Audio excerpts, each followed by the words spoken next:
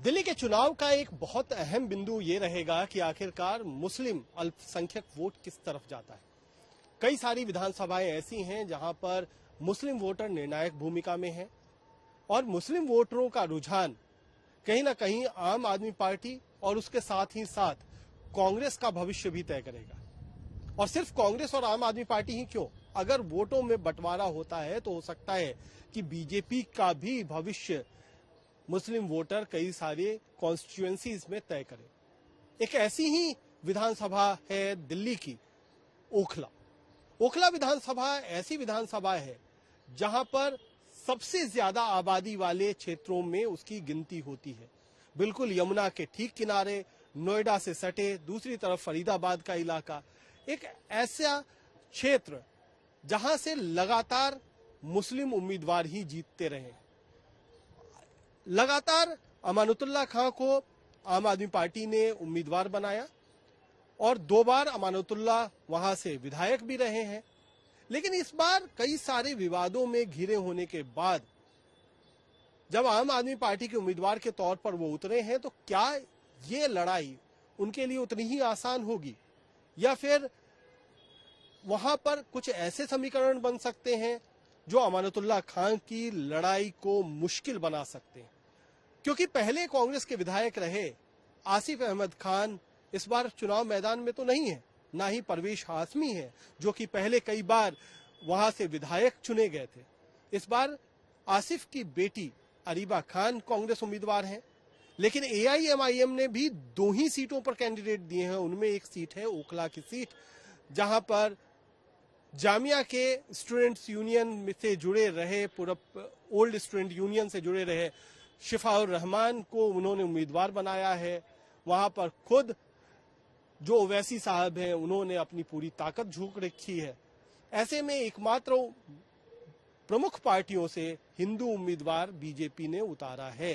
ये तमाम समीकरणों का आज हम विस्तृत तौर पर आकलन करेंगे, पोस्टमार्टम करेंगे। और आज हमारे साथ हमारा खास पैनल, और खास पैनल में खास हमारे मेहमान आज हैं अरशद फरीदी साहब, जो कि मेरा वतन अखबार चलाते हैं और उनका एक उर्दू अखबार भी है। लेकिन सिर्फ उर्दू पत्रकारिता से नहीं, कई दशकों तक वो हिंदी पत्रकारिता के भी जाने माने नाम रह चुके हैं। दैनिक जागरण में लगभग 15 साल और भी बाकी अखबारों में उन्होंने अपना योगदान दिया है। तो अरशद फरीदी साहब मुस्लिम जो कॉन्स्टिट्यूएंसीज हैं उनकी एक एक बारीक से बारीक जानकारी आज तक हम तक पहुंचाएंगे। किस्से कहानियां सुनाने का पूरा दारोमदार डॉक्टर रामेश्वर दयाल पर, उनसे भी हम किस्से कहानियां जानेंगे। ओखला कहाँ बनी, कैसे बनी, और ओखला जो न्यू ओखला इंडस्ट्रियल एरिया है नोएडा, उससे सटे होने की वजह से ये दिल्ली का कौन सा इलाका है वो भी हम थोड़ा समझेंगे। हमारे साथ संजय काऊ साहब जो कि शिक्षाविद भी हैं और पत्रकार भी हैं, तो उनके साथ हमें बहुत सारी ऐसी रोचक जानकारियां मिलती हैं टाटा से जुड़ी हुई और साथ ही साथ दिल्ली की सियासत से जुड़ी हुई, जो उन्होंने अपने जर्नी के दौरान बतौर पत्रकार अपनी जर्नी के दौरान जिया है हर रोज। और साथ ही साथ संजय कुमार झा जी, जो सहारा समय से लेकर यहाँ तक कि टाइम्स ऑफ इंडिया में भी पत्रकारिता कर चुके, द पायनियर से जुड़े रहे कई सालों तक। उनके पास भी एक लंबा तजुर्बा और एक लंबी फेहरिस्त ऐसी जानकारियों की जो हमारे दर्शक जानना चाहते हैं। तो आज का चूंकि कार्यक्रम ओखला और ओखला के आसपास के जो समीकरणों से जुड़ा हुआ है, इसीलिए हम फरीदी साहब को सबसे पहले जोड़ना चाहेंगे।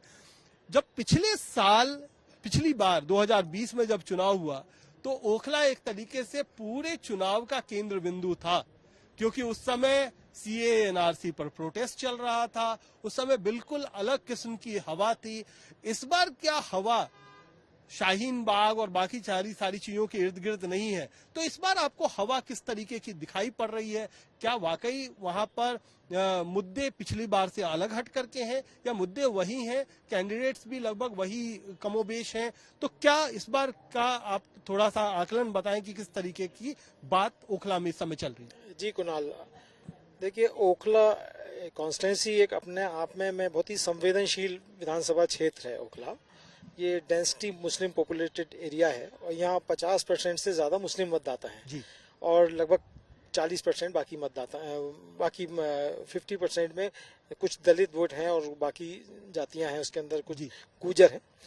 लेकिन ओखला का भविष्य मुसलमान मतदाता ही तय करते आए हैं। अभी तक का जो ट्रेंड है ओखला ये समझिए, जब जिस टाइम पूरे दिल्ली में भी जनता दल नहीं था, तब ओखला जनता दल ने जीता था। हाँ, परवेज हाशमी पहली बार उसमें बिल्कुल। एमएलए बने थे जी। उस कॉन्स्टिट्यूंसी में 1993 में। में। जी। और इसका एक और जो मैं अब तक इसका समझाऊं कि यहाँ का जो मुस्लिम मतदाता है वो बढ़ता नहीं है।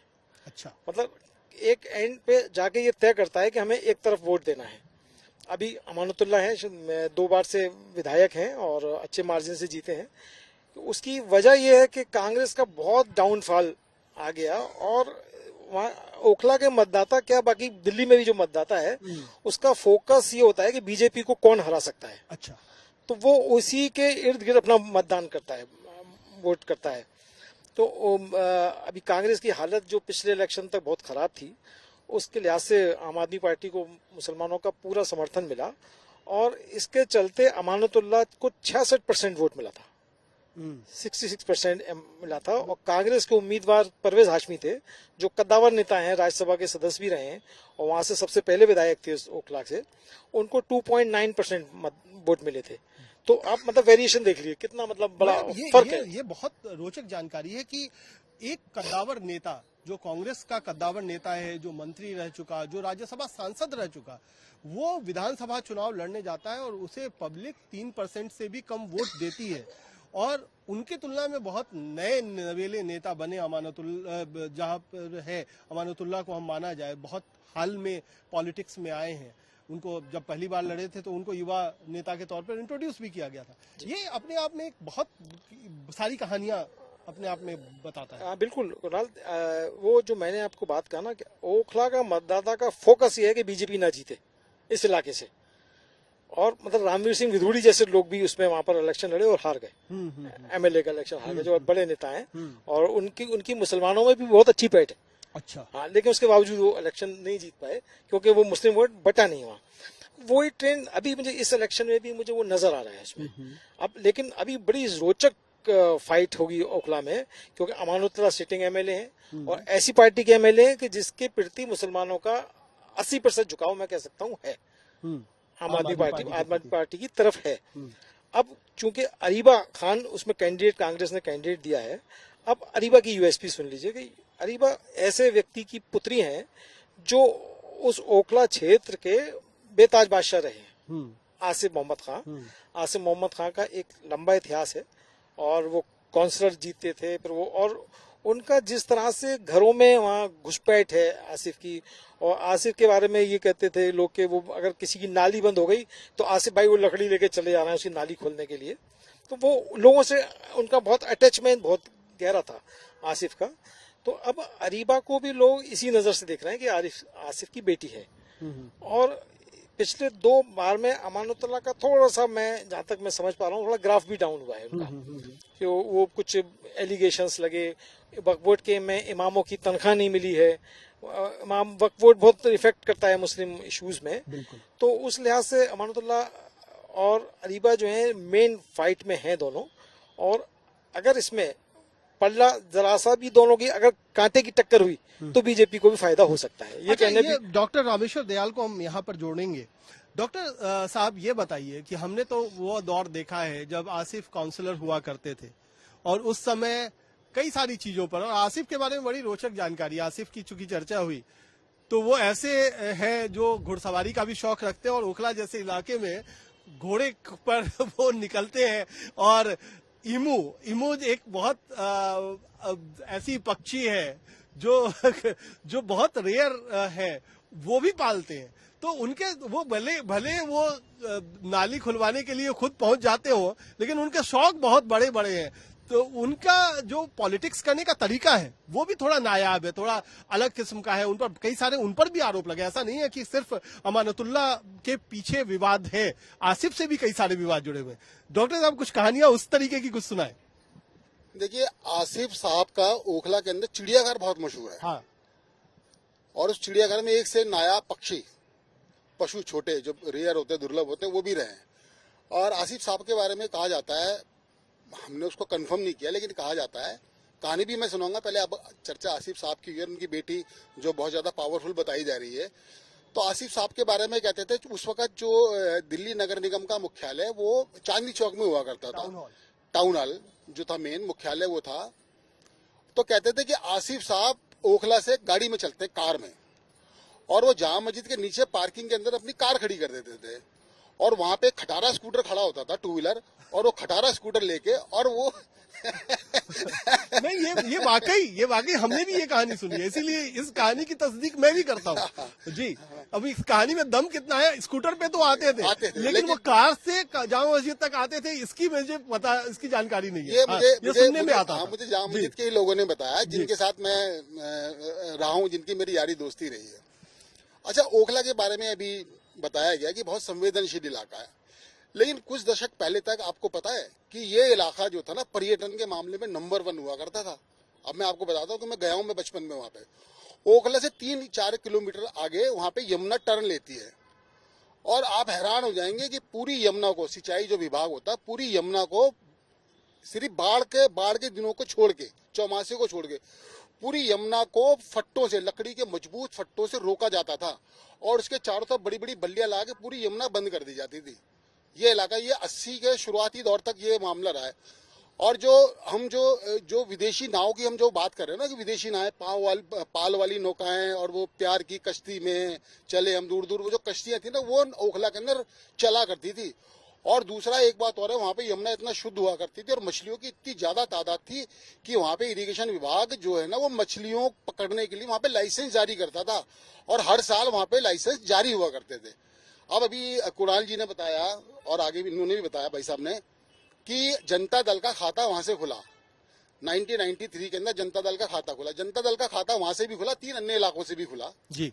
और शोएब इकबाल भी जीते थे, शोएब इकबाल भी जीते मटिया महल से, और बदरपुर से अपना रामवीर सिंह बिधूड़ी जीते, और चौधरी मतीन सीलमपुर से जीते। हाँ। वो अब अलग अलग पार्टीज में, और अब उनके अभी भी वक्त है, और अभी भी उनका जलवे चल रहे हैं।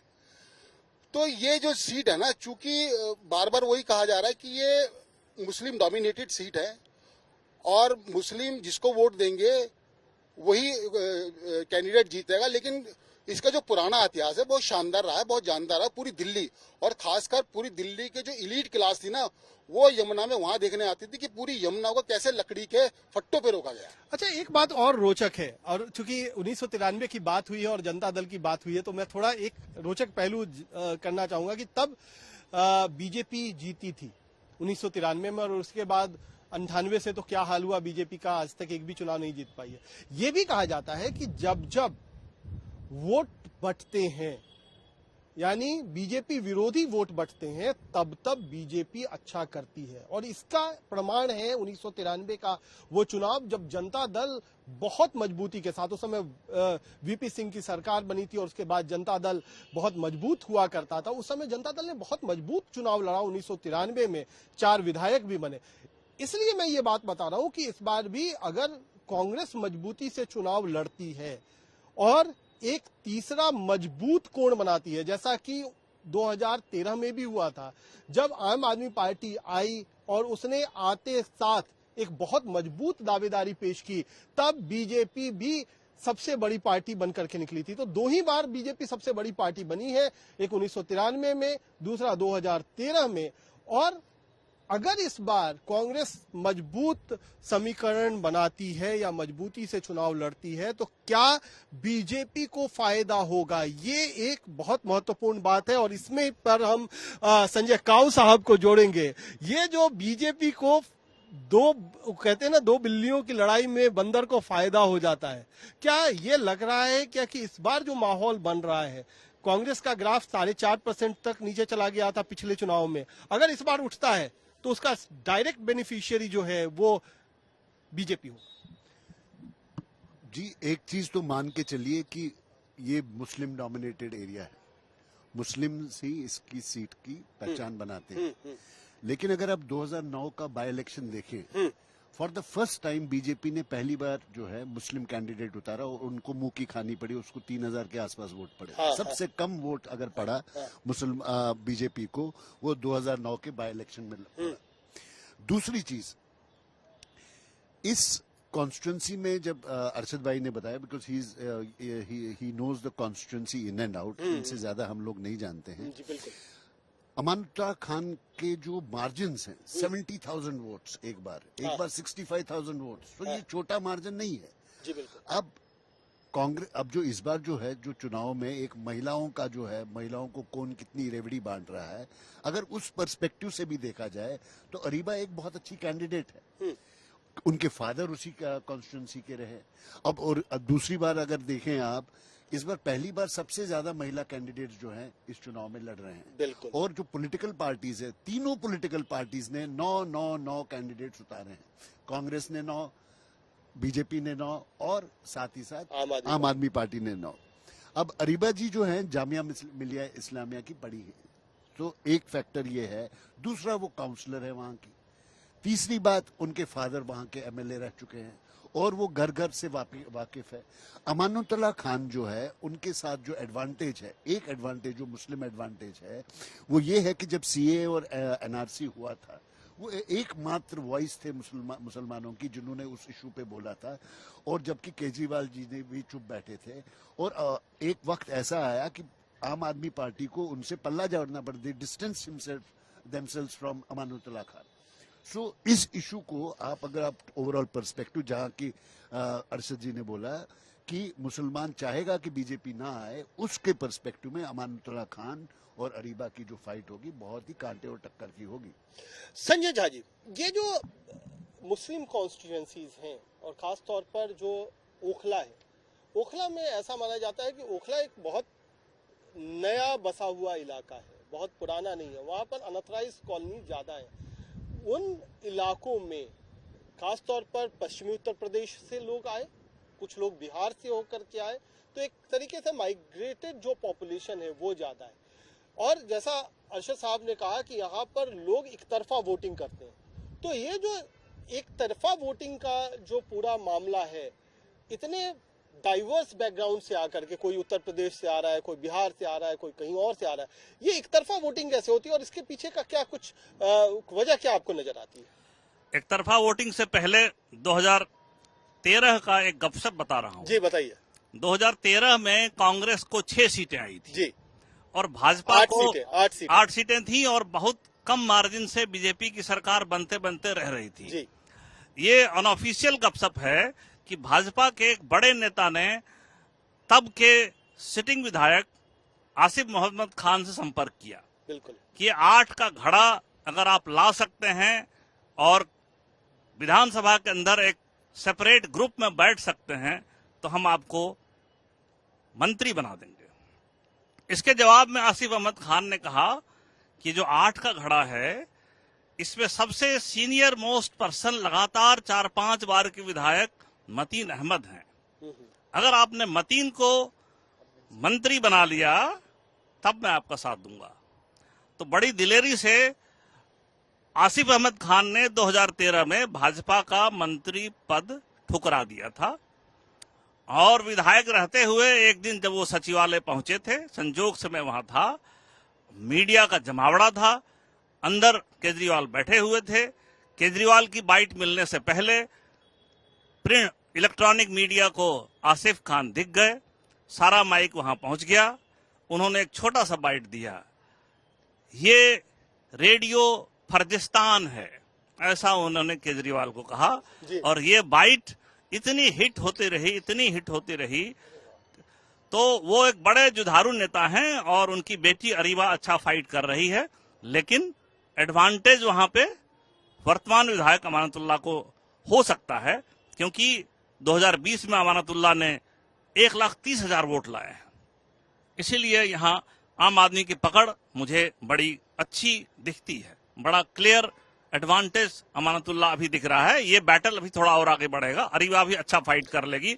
आपने जो पूछा है ये वहाँ के आप चूंकि बिल्कुल करीब के इलाके में रह चुके हैं, जी बिल्कुल ओखला से सटा हुआ हाँ। इलाका है जहाँ आप कई सालों तक वहाँ रहे हैं। पे तो ये जो ओखला के में जो हिंदू पॉपुलेशन है उसके हिसाब से थोड़ा बताइए, क्योंकि मदनपुर खादर है मदनपुर और खादर है, बाकी आली जो गांव इलाका है, जी, वहाँ पे उसमें किस तरीके का वोटिंग पैटर्न होता है? वहाँ भी वोटिंग पैटर्न उसी तरह होता है जैसे लगभग 50% माइनॉरिटी वोट एक तरफा वहाँ होता दिख रहा है, चाहे वो जिस कैंडिडेट के पक्ष में हो। हिंदू वोट भाजपा की तरफ अच्छा जाता है, लेकिन ये पॉपुलेशन उतना डोमिनेटिंग नहीं है कि उसे सीधा प्रभावित कर पाए। इसीलिए वहां पे वो इस सीट को एडवांटेज माइनॉरिटी सीट ही मानना चाहिए। वहां गांव काफी सारे हैं, आली गांव से लेके लगातार खादर और उसके बाद जो है सो जसोला का सारा एरिया भी वहीं आता है। अच्छा अरशद भाई, एक चीज जो बहुत महत्वपूर्ण है, जो समझना हमें बहुत जरूरी है, कि जो मैंने बताया कि कई सारी जगहों से लोग आए हैं और वहाँ अनथराइज कॉलोनी का ऐसा नहीं है कि ओखला अभी ही बस, या एक पुराना इलाका भी है, लेकिन उसमें जो मेजोरिटी ऑफ जो पॉपुलेशन है वो हाल फिलहाल में 15 साल में 10-15 साल में बहुत ज्यादा बसा है। तो ये इसने क्या कुछ डेमोग्राफिक बदलाव किए हैं, इसने कुछ क्या वोटिंग पैटर्न पर बदलाव किया है, इसका असर किस तरीके से इम्पैक्ट होता है? क्या ये जो ट्रेडिशनल मुस्लिम वोटिंग पैटर्न है उसी तरीके का है, या फिर उनके वोटिंग पैटर्न पर जो उनके इलाकों में, चाहे वो उत्तर प्रदेश के मुसलमान है तो वहां पर जो वोटिंग पैटर्न होता है उसका असर देखा जाता है? किस तरीके का वोटिंग पैटर्न? मैं एक चीज इसमें ऐड करना चाहूंगा, जो AIMM के कैंडिडेट हैं उनकी वाइफ जो है कैंपेन कर रही है, बिकॉज वो जो दंगों में, जो दिल्ली के दंगों में अंदर जेल में है। इसके बारे में इसको कॉन्टेक्स्ट में डालते हैं।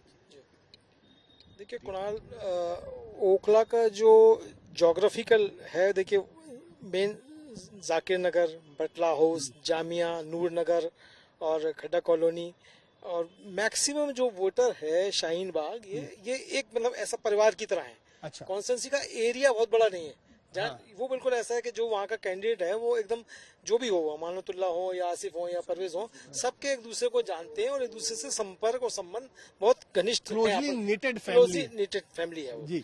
बाकी उसमें देखिए, जहाँ तक आम आदमी पार्टी की बात है, उसके साथ खाली मुसलमान वोट की बात नहीं है। बिल्कुल, जो एक दलित वोट है, गरीब वोट है, आम वोट है, वो उसको समर्थन करता है। और जब उनका समर्थन मिला तो मुसलमानों ने एक तरफा उसको वोट दिया कि भाई बीजेपी को तो यही हरा सकता है। बिल्कुल। अभी थोड़ी सी सिचुएशन जो है ना अरीबा के आने से बदली है, जिसमें कुछ जो बदलाव लगता है हमें। और जहाँ आपने शिफा की बात की, देखिए शिफा जेल में है, सब कुछ है, लेकिन मैं अभी ओखला की गलियों में कहीं घूमा कई जगह में, तो मुझे वो कोई मुसलमानों में उसके प्रति कोई ऐसा इम्पैक्ट दिखा कि हमारा नेता एक जेल में, सिंपैथी नहीं है। जब आसिफ का भी हमें याद है, आसिफ एक देशद्रोह के मामले में जेल गए थे। हाँ, वो बड़ा रोचक है। उस सब वो का किस्सा बताइए। आसिफ जब जेल गए थे तो जेल से इलेक्शन जीत गए थे जी। आसिफ जेल में थे, आसिफ का पैसा नहीं था, कुछ नहीं था, लेकिन ओखला के लोगों ने आसिफ का इलेक्शन लड़ा। और आसिफ की बेटी अरीबा उस टाइम 12 साल की थी। अच्छा, सिर्फ 12 साल? हाँ, 12 साल की थी। अच्छा। मुझे याद है कि ओखला के लोगों ने एक ऐसा ट्रम्प कार्ड चला, अरीबा को ब्लड में तोला। अच्छा। लोगों ने खून दिया, ब्लड डोनेशन कैंप लगाया और ब्लड से अरीबा को तोला। अच्छा। कांटे में तोला, तो वो रातों रात आसिफ का एकदम माहौल बन गया। हाँ। अब वो जाती थी कि मेरे पापा जेल में है। अच्छा, तो तब से अरीबा जब 12 साल की थी तब से अपने पिता के लिए कैंपेन कर रही? वो मतलब ये कहिए कि वो बाय डिफॉल्ट, उस वक्त तो बच्ची थी वो। हाँ, लेकिन क्योंकि वो पिताजी जेल में थे, हाँ। क्या करें, हाँ। तो ये कब की, कौन से साल की बात है? ये मैं रामेश्वर कौन सा ईयर होगा ये? 1998 था? नहीं, 98 नहीं था। हाँ। ये तो अभी 2003 के आसपास का होगा। 2003 के आसपास। जी जी, 2003 हुआ वो था। इलेक्शन। 2003 का इलेक्शन था जी। तो विधायक का इलेक्शन आसिफ जीते थे, उसमें बड़े मार्जिन से जीते थे। हाँ। और देखिए आरजेडी की टिकट पे जीते थे, जहाँ पर नहीं, इंडिपेंडेंट जीते। उसके बाद आरजेडी के टिकट पे खड़े हुए। एग्जैक्टली, देखिए ओखला क्या है ना, ओखला ऐसा गढ़ है कि जो भी मुस्लिम ऑर्गेनाइजेशन का आप एड्रेस उठा के देखो तो ओखला मिलेगा। हाँ, हाँ, हाँ। तो वहाँ पर वो सब ओखला में ही रजिस्टर्ड है, 2-3 हजार मुस्लिम ऑर्गेनाइजेशन। बड़ा क्रांतिकारी है। और इसीलिए मैंने जब बात शुरुआत में भी की थी कि पिछली बार जब सीए एनआरसी प्रोटेस्ट की बात हुई और शाहीन बाग की बात आई थी, तो पिछली बार पूरा जो चुनाव का मुद्दा था वो शाहीन बाग बन गया था और कोशिश यही थी कि पूरा तरीके से पोलराइज कर दिया जाए। और उस समय ये भी याद है कि अरविंद केजरीवाल ने एक स्ट्रेटजी के तहत वो शाहीन बाग गए ही नहीं थे, तो उस समय उस चीज को भी कई लोग मुद्दा बना देते हैं। हाँ नहीं, बिल्कुल सही है। हाँ, हाँ, जी, मैं इसमें एक और चीज आपसे जानना चाहूंगा, बिकॉज आप इस पे नब्ज पकड़ जानते हैं। अगर कांग्रेस ने सारे इमाम्स को इन्वॉल्व किया होता और एक इसमें पिच बनाई होती, आपको लगता है कि कांग्रेस आज उनकी माहौल उनके फेवर में होती? नहीं, बिल्कुल संजय, आपने सही कहा। देखिए, मुस्लिम वोटर्स जो है उसमें कांग्रेस तो बस ये देखती रहती है कि ये हमें मिल जाए, ये तो प्लस में है ही हमारा, वो अब जमाना गया। अच्छा, अब जब तक कि आप उसको काम नहीं करोगे, उसके बाद वर्क नहीं करोगे, तब तक वो आपके साथ नहीं आता है। और वो उसको दिख रहा है कि आप बहुत ही नीचे पायदान पर हो आप, तो आपके साथ क्यों जाएगा? इसीलिए आम आदमी पार्टी को कई बार मुसलमान ये कहते हैं ये बीजेपी की बी टीम है, लेकिन उसके बावजूद कहते हैं बीजेपी को हराने वाला भी यही है। तो ये जो शाहीन बाग वाला जो मैंने आपको कहा कि वो अरविंद केजरीवाल कभी गए नहीं, और उसके बाद कई सारी घटनाएं हुई, जैसे नॉर्थ ईस्ट में दंगा भी हो गया, या फिर जो अपना कोविड के समय जब तबलीगी जमात वाली बात आई, या फिर 370 में बीजेपी के साथ वोटिंग वाली बात आई। क्या इन सब का इम्पैक्ट या निगेटिव इम्पैक्ट कहीं आपको दिखता है क्या कि ये केजरीवाल के खिलाफ? बिल्कुल आप सही कह रहे हैं। देखिए, इन सब बातों के बावजूद जी, ये सब चीजें हैं जहन में जी, कि हमारा मरकज के ऊपर केजरीवाल का क्या रोल रहा, सीलमपुर के दंगों में क्या रोल रहा उनका, उसके बावजूद उनको लगता है कि अब करें क्या, मरता क्या ना करता वाली स्थिति है कि भाई और कोई है नहीं तो अब इसी को वोट दे दो। इसलिए मुसलमान उसको वोट देते चले आ रहे हैं। तो अभी भी नैरेटिव वही बना हुआ है, इन चुनावों में भी लगभग मैं कमोवेश नैरेटिव यही है, लेकिन ओखला को मैं उससे भिन्न मानता हूँ। अच्छा, ओखला को मैं उससे भिन्न मांगता हूँ, क्योंकि ओखला में ऑप्शन आ गया उनके पास। अच्छा, मतलब अरीबा कोई ऐसी कैंडिडेट नहीं है कि अचानक आ गई, उसका बैकग्राउंड है, उनके लोग हैं वहां पर, उसके समर्थक हैं वहां पर, और काउंसिलर होने का उसको एक फायदा हुआ। और वो मतलब मैं देखता हूँ कि वो घरों में घुस जाती है, उसको तो मतलब नॉक भी नहीं करती है, घर में घुस जाती है। तो जो अरविंद केजरीवाल की जो महिला नीति है, जिसका फायदा अरविंद केजरीवाल को मिलता है, बसों में फ्री सेवा और ये 2100 रुपए की पेंशन, वो मिथक जो है अरीबा कहीं ना कहीं तोड़ रही है उसको। डॉक्टर साहब, ये जो आप चूंकि पुरानी दिल्ली के बहुत पुरानी दिल्ली में रहने की वजह से आप जो मुसलमान वोटिंग पैटर्न है वो बहुत ज्यादा अच्छी तरीके से भी समझते हैं।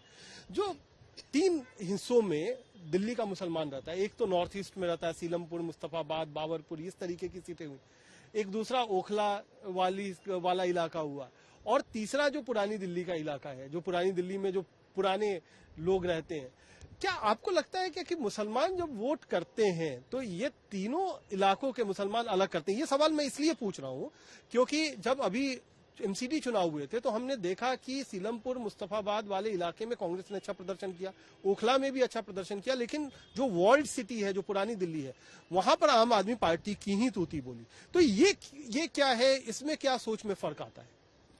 इस सोच में तो सीधा सीधा फर्क है। अभी जो फरीदी साहब ने बताया कि जो भी कैंडिडेट बीजेपी को हराएगा, चाहे वो कांग्रेस का हो, चाहे वो किसी और पार्टी को, या A to Z, ABCD कोई भी हो, जो भी बीजेपी को हराएगा वो उसको मुसलमान वोट देंगे। अच्छा छोड़िए, अब मैं अपने सवाल को थोड़ा सा अलग तरीके से करता हूँ। ये जो आखिरी समय में मुस्लिम वोट, हम लोग बहुत कहानी सुनते हैं कि आखिरी समय में मुस्लिम वोटरों ने डिसाइड किया, ये फरीदी साहब से भी मैं पूछूंगा, ये जो आखिरी समय में डिसाइड करना होता है, और मैं कभी कभी देखता हूँ, मैंने कई इलेक्शन कवर किए हैं पुरानी दिल्ली में, मुस्लिम वोटर 12 बजे के बाद निकलता है वोट डालने के लिए। एक तो मिजाज है पुरानी दिल्ली का कि लेट से सोते हैं तो लेट से उठते हैं, और 12 बजे के बाद बड़ी जम करके वोटिंग होती है।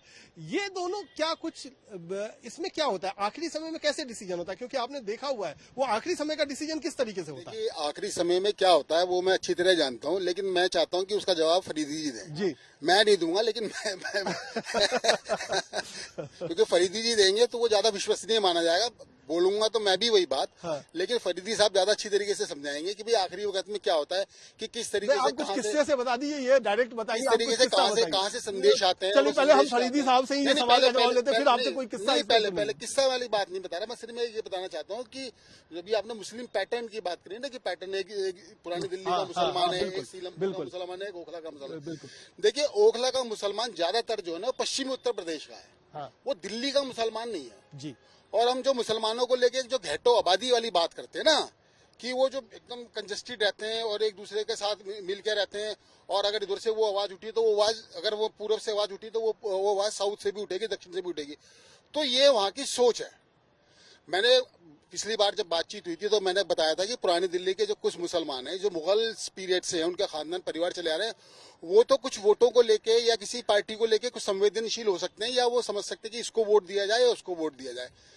पश्चिमी उत्तर प्रदेश का मुसलमान है जो ज्यादातर उसी ओखला इलाके में रहता है। ये अलग बात है कि कुछ सरिता विहार और कालिंदी कुंज के कुछ इलाके जो है ना यहाँ पे आते हैं, लेकिन वो उनकी कोई वक़्त नहीं है जो जितनी आबादी और जितने वोट्स मुसलमानों के हैं। तो पश्चिमी उत्तर प्रदेश का मुसलमान सीधी सी बात है, वो चाहता है कि बीजेपी को हरवाना है, चाहे से कोई भी हरवाए। तो यही पैटर्न जो है ना ओखला में काम करेगा। अब अरशद साहब, जो हमारा यक्ष प्रश्न है, ये आखिरी समय में कैसे वोट डिसाइड होता है, इसका कुछ बताइए। क्योंकि एक समय होता था जब जामा मस्जिद के इमाम साहब ने वो फतवा जारी करते थे और फिर होता था, अब वो वक्त तो चला गया, अब वो तो नहीं है, वो भी बहुत कमजोर हो गए, लेकिन अब भी आखिरी समय में वोट डिसाइड होता है, वो कैसे होता है? मैं आपको बहुत साफ शब्दों में कहता हूँ, एक तो ये कि इमाम साहब कभी फतवा नहीं देते थे, वो अपील होती थी जी। फतवा एक डिफरेंट उसका जी। लॉजिक है जी कि ये सर हम लोग इसीलिए तो हमने आपको बुलाया। जी नहीं जी देखिए, मुसलमान पहले से ही डिसाइड कर चुका होता है किसको वोट देना है। अच्छा, बोलता नहीं है, और ये लगता है हमको, बाहर के लोगों को लगता है, मीडिया को, कि ये जो है ये रातों रात सुबह फजर की नमाज हुई और इमाम साहब ने कह दिया और वहां से मैसेज चला गया और मुसलमान वोट करने के लिए निकल पड़े। मुसलमानों ने इतना बड़ा नेता किसी को नहीं बनाया आज तक। अच्छा, मौलाना आजाद से लेके इमाम बुखारी तक जितने भी लोग आए बेचारे वो कह के मर गए, उनसे उन्होंने अपने हिसाब से काम किया। उनको एक चीज फोकस जरूर है उनका, जो नजर आता है कि कम्युनल फोर्सेस या जिसको जो भी कहते हैं, वो उनकी बीजेपी जो है उसको कैसे हराया जा सकता है। रामेश्वर दयाल जी अब फिर आए, क्योंकि इन्होंने थोड़ा सा टेक्निकली घुमा दिया। ये जो फजर की नमाज है और उस समय उसमें कोई बातें होती हैं, उससे माहौल बनता है, ऐसा आपने कभी पुरानी दिल्ली में रहते हुए देखा है क्या? नहीं, ये जो अभी अरशद भाई ने जो बोला है ना, यही बात लगभग सत्य है। क्योंकि हम जिस इलाके में रहते थे मस्जिदें वगैरह बहुत हुआ करती थी, तो हम ये देखते थे कि इलेक्शन से ही कई दिन पहले थे, इलेक्शन से 4-5 दिन पहले मस्जिदों में बैठकें करते थे, बैठकें करके चर्चाएं हुआ करती थी कि भाई किसको वोट देना है। कोई बंदा इसको वोट नहीं देना, इसको वोट देना है, इसने हमारे कौम के लिए आदमी अच्छा करेगा, ये कौम के लिए अच्छा नहीं करेगा। सीधी सी बात है कि मुसलमानों को वोट के लिए प्रेरित करने में जो इनके, अब फरीदी साहब ने बोला कि भाई इतना कोई बड़ा नेता नहीं हुआ, लेकिन लोकल जो नेता है मस्जिदों वाले, उनका भी कुछ ना कोई रोल रहा है। आज भी होता है।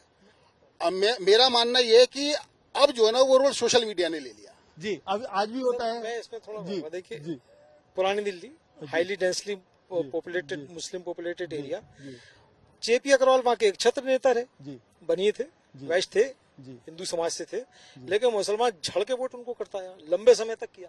और आज भी मैं समझता हूँ उनकी उस कॉन्स्टिट्यूंसी में मुसलमानों का मिजाज जो है अभी भी ये देख रहे हो कि अगर जेपी का बेटा चुनाव लड़ रहा है कि वो अगर ठीक ठाक करे तो कोई इसको वोट करके आ जाए। अच्छा, ये बड़ा रोचक है। संजय जी, आपने क्या देखा है? मतलब क्योंकि अब हम इसको वाइंड अप कर रहे हैं, इस पूरे प्रोग्राम को, आपने किस तरीके देखा? क्योंकि आप दोनों से भी मैं यही पूछूंगा संजय जी कि आप लोगों ने भी तो मुस्लिम वोटिंग पैटर्न देखा है और कई सारे चुनाव दिल्ली में होते हुए देखे हैं।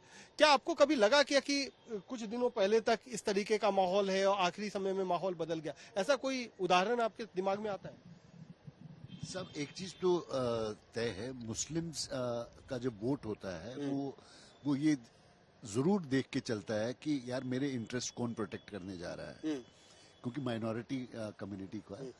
और दूसरी चीज, अगर इसको कश्मीर से जोड़ा जाए, वहां पे जो आदमी जेल में थे और उन्होंने उमर अब्दुल्ला को हरा दिया, इंजीनियर राशिद ने, क्योंकि उनकी वाइफ कैंपेन कर रही थी और बड़े अच्छे तादाद से हरा दिया। ये तो छोटी मोटी, मतलब आप समझ रहे, तिहाड़, ये तो अभी का मामला है, तिहाड़ जेल में आदमी है भाई, और उनको वो हरा रहे हैं, उनकी वाइफ, उनके बच्चे कैंपेन कर रहे हैं और वो उमर अब्दुल्ला को हरा रहे हैं।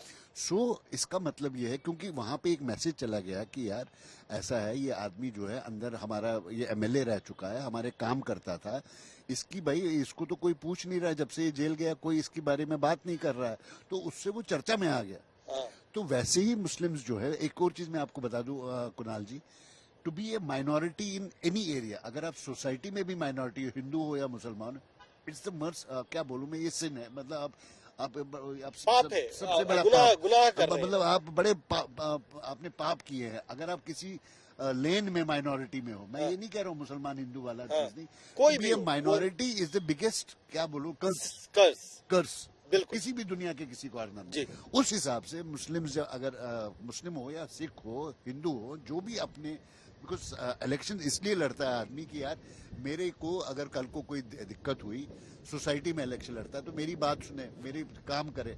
अगर वो चीज आप पूरे करने के काबिल नहीं लग रहे हो तो मैं आपको वोट नहीं डालूंगा। जो अरशद भाई ने बताया कि मुसलमान भी अब देख रहा है कि यार हवा किस तरह से है। अगर उनको लगा कांग्रेस हवा बनाने के रुख में है तो वो कांग्रेस को वोट डालेगी, लेकिन अगर उनको लगा कि आम आदमी की पार्टी बनाने जा रही है तो वो आम आदमी पार्टी को डाल देगी।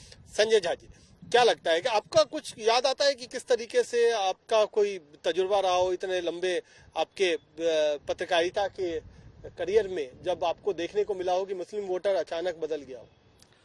मेरा कहना है कि कांग्रेस वोटर का रुझान आम आदमी पार्टी से पहले सीधे तौर पर कांग्रेस के साथ होता था और कांग्रेस सारे मुस्लिम स्ट्रांग होल्ड सीटों को स्वीप कर लेती थी। तो एक बड़ा क्लियर कट डेफिनेशन था कि दिल्ली में मुसलमान वोटरों पर कांग्रेस का कब्जा था। ये कब्जा जब से 2013 से टूटा है, तेजी से यही वोट पूरी तरह आम आदमी पार्टी के पास है और इस इलेक्शन में लार्जली वो आम आदमी के पास दिख रहा है। जब तक रीवा जैसी और कैंडिडेट बहुत जबरदस्त मशक्कत करके उसमें चेंज न ला पाए, बड़ा हिस्सा आम आदमी पार्टी के पास है और इसका फायदा अमानतुल्लाह खान को वहां मिल सकता है। हालांकि अरीबा युवा और जुझारू नेता है, कांटे की टक्कर वहां रहेगी, लेकिन जिस हिसाब से 1,30,000 वोट 2020 में अमानतुल्लाह ने लाए हैं, हाल ही में कई बार वो ईडी के केसों में जेल गए हैं। जिस तरह यूपी और बिहार में जेल जाने से भी पॉलिटिक्स में रुतबा बढ़ता है, लोग उसे रॉबिनहुड मानते हैं। ये थोड़ा एडवांटेज ये भी मुझे अमानतुल्लाह की तरफ दिखता है। अरीबा एक शानदार कैंडिडेट वहां है, अच्छा चुनाव, जुझारू चुनाव यहां होगा। और अगर अरीबा और अमानुल्लाह खान के बीच में कंटेस्ट कांटे और टक्कर की, क्या बोलते हैं, कांटे की टक्कर की हो गई तो कहीं ये सरप्राइजिंग चुनाव ना हो जाए। मैं मजाक नहीं कर रहा हूँ, इसको बड़ा लिख के ले लीजिए। और ये कहीं गलती से सीट जो है, क्योंकि ये जो लग रहा है, जो सब लोग जैसे बोल रहे हैं मनीष चौधरी को उतारा है, और ये कहीं आपको बड़ा चौंकाने वाला नजारा ना दे। तो ये था हमारा पूरा आकलन। और एक बड़ा रोचक पहलू है, 2013 की चूंकि बात हुई और हम 1993 की बात करते हैं, तो 2013 में कांग्रेस की जो इज्जत बचाई थी, जब पिछली बार खाता खुला था कांग्रेस का, वो 2013 था और उस समय 8 सीटों में जो कांग्रेस को आई थी उसमें 6 मुस्लिम डोमिनेटेड सीट्स थी जहां से कांग्रेस जीती थी। तो ये जो लार्जली जो हमें साफ तौर पर दिखाई देता है कि मुस्लिम वोटर का वोटिंग पैटर्न अलग होता है, वो अलग मुद्दे भी होते हैं, अलग सेंटिमेंट्स भी होते हैं, अलग अलग तरीके से उनकी सोच भी होती है। इसीलिए ओखला जैसी सीटों पर अभी परिणाम बता देना या ऐसा बता देना कि किस तरफ रुख है, ये बहुत जल्दबाजी होगी, क्योंकि कई सारे समीकरणों से तय होगा कि ओखला सीट पर कौन जीत सकता है। आज की तारीख में मुस्लिम कैंडिडेट्स में अगर हम देखें तो निश्चित तौर पर जो मौजूदा विधायक हैं अमानतुल्लाह, उनकी भी बहुत मजबूत पकड़ रही है, लेकिन साथ ही साथ आसिफ और आसिफ की बेटी अरीबा खान, जिनका कनेक्ट उस कॉन्स्टिट्यूंसी में काफी बेहतर है, वो बहुत मुश्किल पैदा करने जा रही है अमानतुल्लाह को। ये एक बात बिल्कुल 100% सही है। लेकिन क्या इन दोनों की लड़ाई में बीजेपी, जिसने इस सीट को आज तक कभी नहीं जीता है, क्या वो कंटेस्ट में आएगी, ये भी देखना होगा। या फिर एक तरफा अगर मुस्लिम वोटिंग होती है तब तो नतीजे साफ है, लेकिन अगर मुस्लिम वोट बंटता है किसी भी वजह से तो वहां पर बीजेपी पिक्चर में आ सकती है। इस चीज पर आप नजर रखिएगा, हम भी नजर रखेंगे और आपको अपडेट करते रहेंगे। आज के लिए इतना ही, बहुत बहुत धन्यवाद।